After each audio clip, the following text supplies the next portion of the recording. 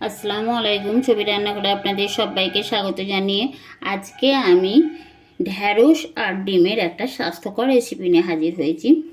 আমার চ্যানেলে যদি প্রথমে এসে থাকেন বন্ধুরা, তাহলে আপনাদের কাছে অনুরোধ আমার চ্যানেলটিকে সাবস্ক্রাইব করে ভিডিওটিতে লাইক দিয়ে পুরো ভিডিওটা দেখতে থাকুন। আমি এই ঢ্যাঁড়স আর ডিমের রেসিপিটা আজ আমার বাড়িতে বানাচ্ছি আর সেটাই আপনাদের সঙ্গে শেয়ার করছি। এখানে ঢ্যাঁড়সের রেসিপির জন্য আমি 300 গ্রাম কচি ঢ্যাঁড়স নিয়েছি আর ঢ্যাঁড়সটা আগে ধুয়ে তারপর কেটে নিয়েছি ঠিক এইভাবে। আর নিয়েছি একটা ডিম। ঢ্যাঁড়সটা যেমন 300 গ্রাম নিয়েছি তার জন্য আমি একটা ডিম নিয়েছি। ঢ্যাঁড়সের পরিমাণ বাড়ালে ডিমেরও পরিমাণ কম বেশি নিতেই পারেন। রেসিপিটা বানানোর জন্য আমি গ্যাসে একটা কড়াই বসিয়েছি আর কড়াইয়ের মধ্যে দেব সর্ষের তেল। আমি 2 চামচ সর্ষের তেল দিয়েছি। তেল গরম হয়ে গেছে, দেব গোটা জিরে, 2টো শুকনো লঙ্কা ভাজা ভাজা হয়ে গেছে। এখন দেব একটা বড় সাইজে কুচিয়ে রাখা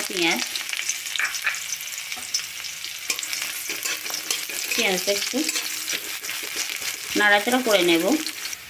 দেব 4টে কুচিয়ে রাখা কাঁচা লঙ্কা। পেঁয়াজ আর লঙ্কা তেলে ভাজা ভাজা করে নিয়েছি। আমি আমার নতুন বন্ধু এবং পুরনো বন্ধু সবার উদ্দেশ্যেই বলছি, প্লিজ বন্ধুরা ভিডিওটা না টেনে পুরো ভিডিওটা দেখবেন আর একটা লাইক দিতে কেউ ভুল করবেন না। প্লিজ একটা লাইক দিয়ে দেবেন।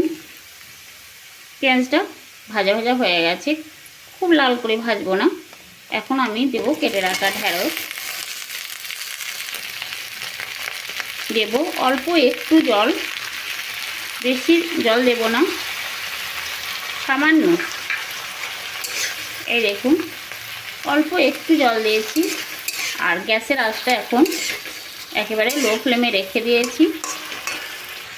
দেব 1/2 চামচ হলুদ গুঁড়ো, দেব পরিমাণ মতো লবণ হলুদ। একবার নাড়াচাড়া করে ঢ্যাঁড়সের মধ্যে মাখিয়ে দেব।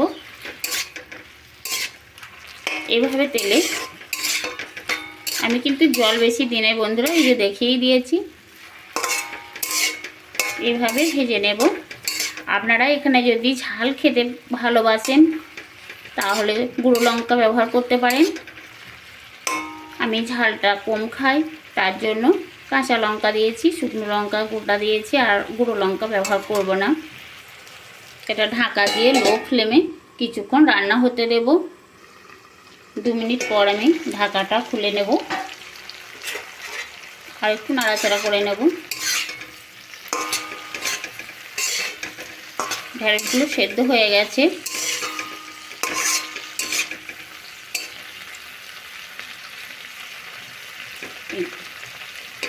ঢ্যাঁড়সগুলো সেদ্ধ হয়ে গেছে। আমি আর 1 চামচ তেল দেব। আরও 1 চামচ তেল দিয়ে আমি ঢ্যাঁড়সগুলো আরও একটু ভেজে নেব। আমি ঢাকা না দিয়ে ঢ্যাঁড়সটা আরও একটু তেলে ভাজা ভাজা করে নিয়েছি। আর একটা ভাজা মশলা বানিয়েছি, সেই মশলাটা দেব। তার আগে একটা ডিম দেব। এখন নাড়াচাড়া করে নেব। গ্যাসের আঁচটা লো ফ্লেমে রেখে আমি এটা একটু ভেজে নিচ্ছি। আমার এখানে ঢ্যাঁড়সের পরিমাণটা অল্প, তাই আমি একটা ডিম দিয়েছি বন্ধুরা।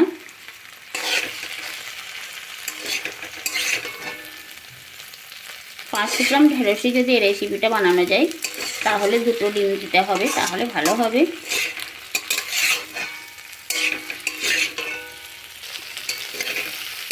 ভাজা ভাজা হয়ে গেছে। এখন আমি ভাজা মশলাটা দেব। 1 চামচ ভাজা মশলা। এই ভাজা মশলাটার মধ্যে আছে ধনে, জিরে, মৌরি আর ছোট এলাচ আছে 2টো, একসঙ্গে ভেজে গুঁড়োনো আছে।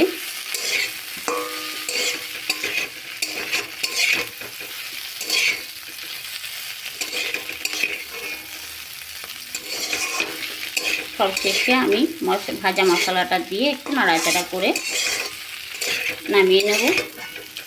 বন্ধুরা, এটা রুটি বা গরম গরম ভাত সব কিছু দিয়েই খাওয়া যাবে। এই রেসিপিটা একবার হলেও বাড়িতে বানিয়ে দেখবেন।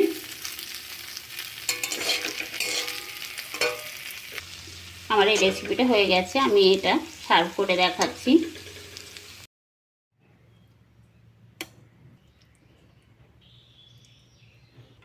বন্ধুরা, আমার এই রেসিপি কেমন লেগেছে অবশ্যই কমেন্ট করে জানাবেন। গরম গরম ভাত বা রুটি, পরোটা সবার সাথেই এটা খাওয়া যাবে। আমার এই ভিডিওটা দেখার জন্য অনেক অনেক ধন্যবাদ। আবার দেখা হবে পরের ভিডিওতে। আল্লাহ হাফেজ।